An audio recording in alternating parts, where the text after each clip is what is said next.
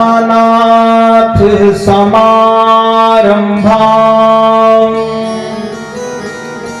श्रीरामानंदार्य मध्यमाम्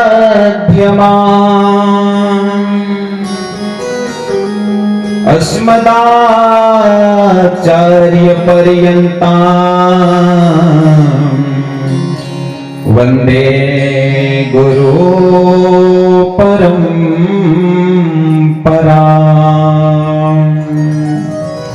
वंदे गुरु परंपराम्।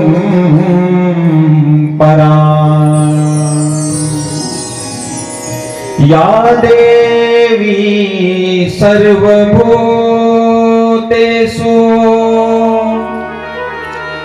बुद्धिरूपेण संस्थिता मां नमस्तस्यै नमस्तस्यै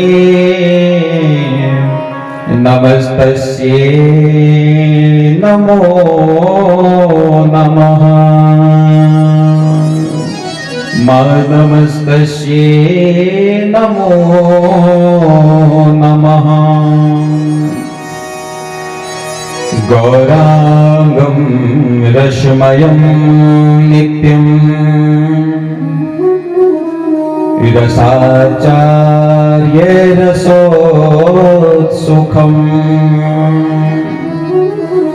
श्रीराजेन्द्रदास देवाख्यं सद्गुरुं प्रणमाम्यहम्।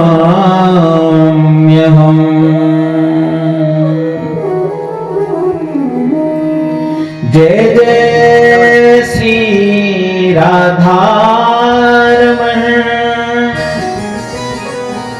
जय जय नवल किशोर जय गोपी चिद चोर प्रभु जय जय माखन चोर जय जय माखन चोर। आइए हनुमंत विराजिए मैं कथा करूं मति अनुसार प्रेम सहित आसन ग्रहण तुम विराजो पवन कुमार। बोलो भक्त वत्सल भगवान की जय हो। देवी भागवत महापुराण की जय हो। सद्गुरुदेव भगवान की जय हो। अग्नेरी मैया की जय हो। गोलजू महाराज की जय हो। नमः पार्वती पतये हरे हरे हरे महादेव। हरि ओम। तो आइए सज्जनों, मन वचन और वाणी को पवित्र करते हुए आज चौथे दिन की कथा में प्रवेश करते हैं। चौथे दिन की कथा में प्रवेश होने से पूर्व अपने मन को मां भगवती के श्री चरणों में समर्पित करते हैं और भाव से हरि नाम संकीर्तन का सहारा लेते हुए अपने मन को पवित्र करते हैं। मुकुंद माधव गोविंद मुकुंद माधव गोविंद केशव माधव हरि हरि केशव माधव हरि हरि मुकुंद माधव गोविंद माधव गोविंद केशव माधव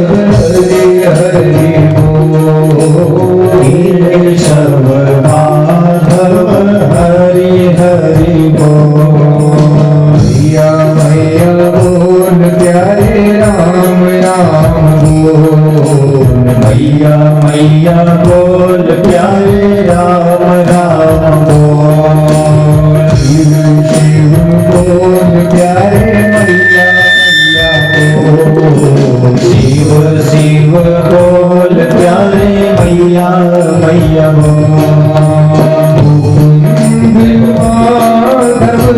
गोविंद बोल, गोविंद माधव गोविंद बोल, केशव माधव हरि हरि बोल, केशव माधव हरि हरि बोल। जय हो, गाइए भाव से जय हो।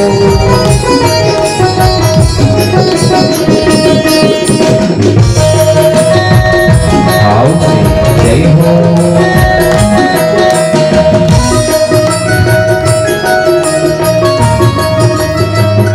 वन बिहारी लाल की जगदम्बा मैया की, अग्नेरी मैया की, गुलजू महाराज की। नमः पार्वती पतये, हरे हरे हरे महादेव। ओम।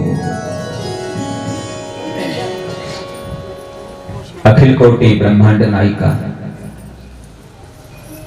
अकारण करुणा वरुणालय, सच्चिदानंदमय त्रिगुणात्मकाय, जो इस संसार को जन्म देती है, जो इस संसार का पालन करती है, जो इस संसार का उद्धार करती है। जब वो सृजन करने में आती है, आरंभ करने में आती है, तो वही माता सरस्वती बन जाती है। वह जब भरण करने में आती है ना, तो वो लक्ष्मी बन जाती है। और वही जब उद्धार करने में आती है, तो वह महाकाली बन जाती है। मां एक ही है सज्जनों, लेकिन उस मां के रूप अलग अलग हैं। तेरे नाम अनेक तू एक ही है। जब कोई उसको महाकाली कहता है, तो वो महाकाली बन जाती है। जब कोई उसको महालक्ष्मी कहता है, तो वो महालक्ष्मी बन जाती है। जब कोई उसको महासरस्वती कहता है, तो वो महासरस्वती बन जाती है। जिस प्रकार एक मनुष्य होता है, उसके भी कई रूप होते हैं। उस मनुष्य का बेटा उसको पिता कह करके बुलाता है, और जिस पिता के घर में उसका जन्म हुआ होता है ना, वो पिता उसको बेटा कह करके बुलाता है। उसका भाई का लड़का उसको ताऊ कह के बुलाता है, छोटे भाई का लड़का चाचा कह करके बुलाता है। एक ही, लेकिन रूप अलग अलग हैं। किसी के लिए ताऊ बन गया, किसी के लिए चाचा बन गया, किसी के लिए बेटा बन गया, किसी के लिए भाई बन गया, किसी के लिए भतीजा बन गया। ठीक उसी प्रकार से सज्जनों, वो भगवती एक ही है।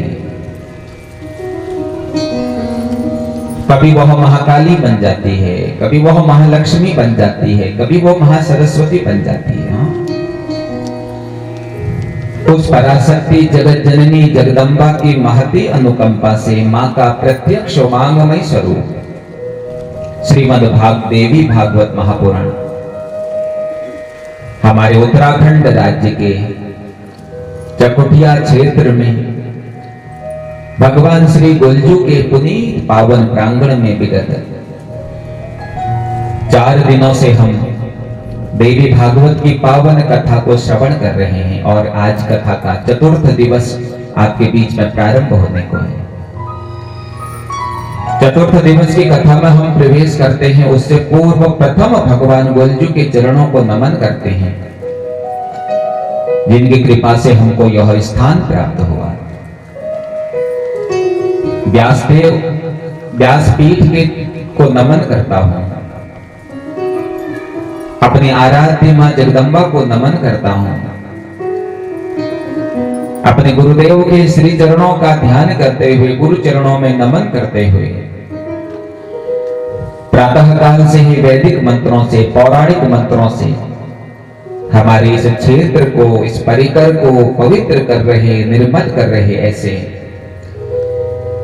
आचार्य ब्राह्मणों के हृदय में जो मेरी जगदम्बा विराजित है, उस जगदम्बा को मैं नमन करता हूं। 4 दिनों से नाना स्वरों के माध्यम से, अलंकारों के माध्यम से, भजनों के माध्यम से हमारे भीतर एक आनंदोत्पत्ति कर रहे हैं। ऐसे मां शारदा के इन उपासकों के हृदय में जो मेरी मां शारदा विराजमान है, उस शारदा के चरणों को मैं नमन करता हूं।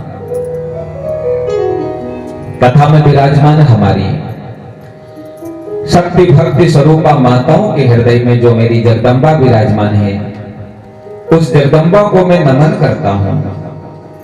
कथा में विराजमान सज्जनों के हृदय में जो मेरे गोविंद विराजमान है, उन गोविंद के चरणों को मैं नमन करता हूं। सभी को नमन करते हुए सज्जनों, आइए प्रवेश करते हैं आज चौथे दिन की कथा में। बड़ा सौभाग्य का विषय है कि हम सब भगवान गोलजू के इस पुनीत पावन प्रांगण में बैठ करके भगवान की पावन कथा श्रवण कर रहे हैं। हम कथा क्यों सुनते हैं महाराज हैं? ये कथा क्यों सुनी जाती है? इस कथा को सुनकर के क्या लाभ मिलता है? ये कथा क्या करती है? और ये कथा किसको अधिक सुननी चाहिए? कभी हमने विचार किया कि हम भगवान की कथा को क्यों सुनते हैं? कभी हमने विचार किया कि भगवान की कथा को सुनकर के क्या मिलता है, क्या लाभ है भगवान की कथा को सुनकर के? हैं अगर आप लोगों से पूछें तो आप यही कहोगे, अरे हमारे मंदिर में भागवत हरो, ये लीजिए हम भागवत सुन हो जाए ना। सीधी सी बात अगर आपसे पूछे, भैया ये भागवत कथाएं क्यों सुनी जाती हैं, तो आप यही कहोगे कि हमारे मंदिर में हो रहा है इसलिए हम सुनने जा रहे हैं। कुछ जवानी में बुढ़ापा किसने देखा है, भजन करो मस्त जवानी में बुढ़ापा किसने देखा है, भजन करो मस्त जवानी में बुढ़ापा किसने देखा है। जय हो, भाव से दोनों हाथों को उठाते हुए जय हो।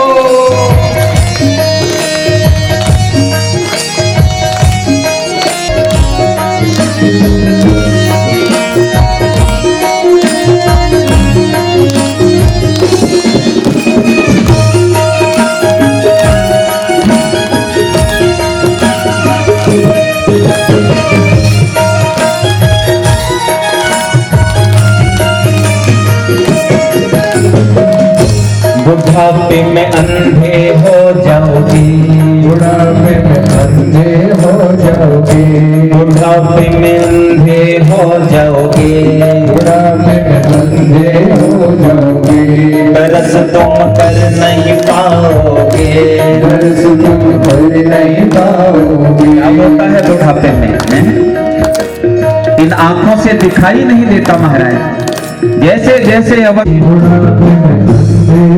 जाओगे, दरस तुम कर नहीं पाओगे, दरस तुम कर नहीं पाओगे, दरस करो मस्त जवानी में बुढ़ापा किसने देखा है, दरस करो मस्त जवानी में बुढ़ापा देखा है, दरस करो मस्त जवानी देखा।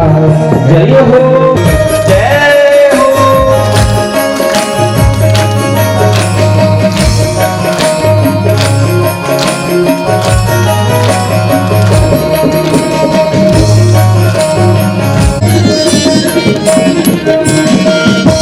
बुढ़ापे में लंगड़े हो जाओगे, बुढ़ापे में में लंगड़े हो जाओगे, बुढ़ापे में हो जाओगे, मंदिर तुम जा नहीं पाओगे, मंदिर तुम जा नहीं पाओगे।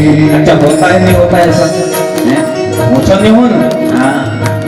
अरे का तो छोड़ो मन भर करणो महाराज, लेकिन कसी करूं कसी जानू यो खोटामणी अब जाने नहीं मिटी ना महाराज, कसी जानू बताओ। बुढ़ापे में लंगड़े हो जाओगे, बुढ़ापे में लंगड़े हो जाओगे, मंदिर तुम जा नहीं पाओगे, मंदिर तुम जा नहीं पाओगे। मंदिर जाओ मस्त जवानी में, बुढ़ापा किसने देखा है, मंदिर जाओ मस्त हो। जय हो।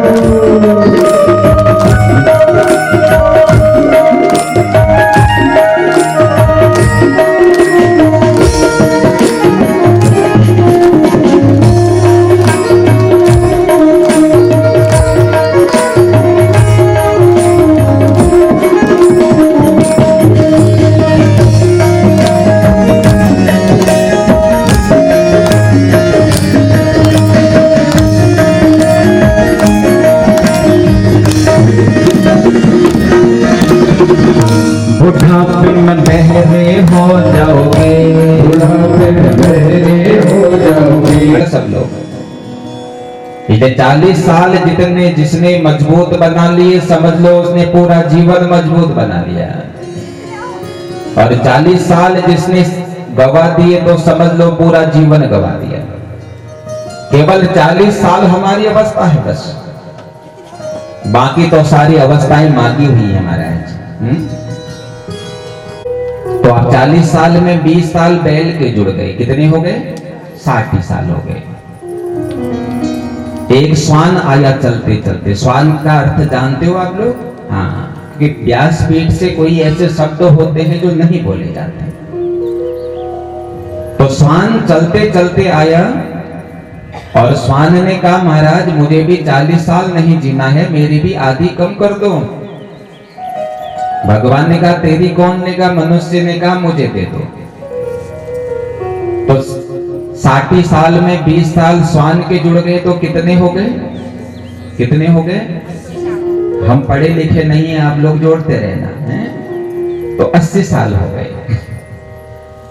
फिर एक उल्लू चलता हुआ आया, उल्लू ने कहा महाराज देखो मैं भी 40 साल जी के क्या करूंगा, मेरी भी कम कर दो।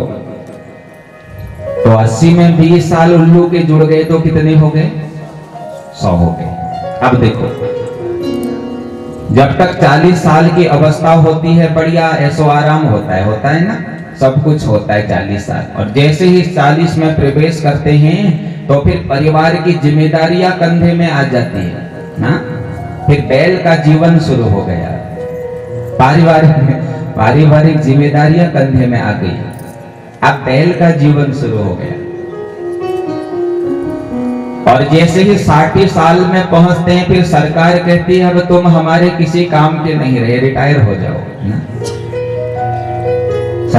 सरकार भी कहती है अब किसी काम के नहीं रहे हो, रिटायर हो जाओ। फिर तो श्वान का जीवन प्रारंभ हो जाता है। 2-4 दिन ठुल चलैया रहो जब ठुल चल को अरे बाबू वो नानक फोन रोची वो कौनसी बाबू हमारे यहाँ निवड़ा 2-4 दिन तुम वहां जाओ। 15-20 दिन नाना यहाँ गया, नानू को जरा 2-4 दिन दीदी यहाँ जाओ। फिर कभत्ता वहां इसका जान पड़ो है। और जैसे ही 80 में पहुंच जाते हो तो फिर नयो अखाल के देखीन, नयो काननल के सुनीन, नयो खुटनल के जाइन महाराज ने। तो फिर उल्लू का जीवन प्रारंभ हो जाता है। अपना जीवन तो महाराज मात्र 40 साल का है बस। 40 साल जिसने सुधार लिए समझ लो उसका जीवन सुधर गया। इसलिए भक्ति बचपने में होती है। जवानी में जो भक्ति होती है, बचपने में जो भक्ति होती है महाराज, फिर वो बुढ़ापे में नहीं होती। क्योंकि बचपने में एक बार किसी चीज को हम पढ़ लेते थे तो वो तुरंत याद हो जाता था ना। लेकिन अब कितनी बार भी पढ़ लो लेकिन वो याद ही नहीं होता। इसलिए जवानी में खूब भगवान का भजन करो, चाहे हमारे युवा भाई हों चाहे बहनें हों। जितना तुम भगवान की भक्ति के प्रति तत्पर रहोगे तब हमारा सनातन सुरक्षित रहेगा। अगर हम ही युवक सनातन के प्रति अपनी पीठ मोड़ देंगे तो निश्चित है हमारा सनातन कष्ट में पहुंचेगा। तो कल की पावन कथा में आपने सुना हयग्रीव नाम के असुर का भगवान ने भगवती की कृपा से उद्धार किया। अब तुम कहोगे कि हयग्रीव का वध तो भगवान ने करा, लेकिन तुम देवी भागवत की कथा सुना रहे हो और देवी भागवत में तुमने कहा कि भगवान विष्णु ने ही हयग्रीव का वध किया। तो कथा तो भगवती की चल रही है, लेकिन भगवान विष्णु ने वध कैसे किया? देखो, भगवान नारायण ने हयग्रीव रूप जरूर धारण किया, लेकिन भगवान नारायण को जो कराने वाली है वो भगवती ही है, जो शक्ति देने वाली है। या देवी सर्वभूतेषु, जो शक्ति ही अगर जीवन में नहीं होगी तो जीवन कुछ नहीं हो सकता, हम कुछ नहीं कर सकते। तो उस पराशक्ति ने ही नारायण का रूप धारण किया और हयग्रीव नाम के असुर का उद्धार किया। और अब आगे मधु कैटभ वध की पावन कथा आती है। पावन कथा सुनाते हैं सोनकादि ऋषियों को सूत जी महाराज, और कहने लगे सोनकादि ऋषियों, एक समय की बात है जब यह संसार विश्राम हो जाता है तो चारों तरफ फिर केवल जल ही जल होता है महाराज। जब संसार विश्राम लेता है ना, जब संसार विस्तृत होता है तो फिर यह संसार जलमग्न हो जाता है। इसलिए हमारे शरीर में भी 70% जल पाया जाता है। संसार में 70% जल है। अंत में जब यह संसार विश्राम लेता है तो चारों तरफ फिर केवल जल ही जल होता है और हम सब उस जल में जलमग्न हो जाते हैं। 4 युग का एक कल्प कहलाता है, चतुर्युगी कहा गया है। सतयुग, त्रेता, द्वापर और कलयुग। ये जो कलयुग आज चल रहा है ना, ये कलयुग 27 बार पहले भी आ चुका है। पहली बार यह कलयुग नहीं आया है, 27 बार पहले भी आ चुका है। इसीलिए हमारे आचार्य जी जब सुबह संकल्प लगाते हैं तो कहते हैं अष्टाविंशतितमे युगे कलयुगे कलि प्रथम चरणे, यानी अष्टाविंशतितमे यानी 28। तो कहने का तात्पर्य है 27 बार पहले भी कलयुग आ चुका है, ये 28वां कलयुग चल रहा है। जब 4 युग होते हैं, चतुर्युग होते हैं महाराज, चतुर्युग जब विश्राम होते हैं तो तब संसार जलमग्न हो जाता है। तो एक बार ऐसा ही हुआ, सारे संसार में केवल जल ही जल था और जल के बीच में एक कमल का, एक बरगद का पत्ता पड़ा हुआ है और बरगद के पत्ते के ऊपर हमारे गोविंद शयन कर रहे हैं कि करार विंदे न पदार विंदम मुखार विंदे विनिवेशयन्तम् बटस्य पत्रस्य पुटे शयानं बालं मुकुन्दं मनसा स्मरामि। छोटे से बरगद के पत्ते के ऊपर हमारे गोविंद सो रहे हैं और तभी आकाशवाणी होती है कि हे प्रभु, अब सृष्टि का विस्तार करो। और 12,000 वर्ष भगवान ने जल में ही शयन किया और जल में शयन करने से भगवान कहलाए नारायण।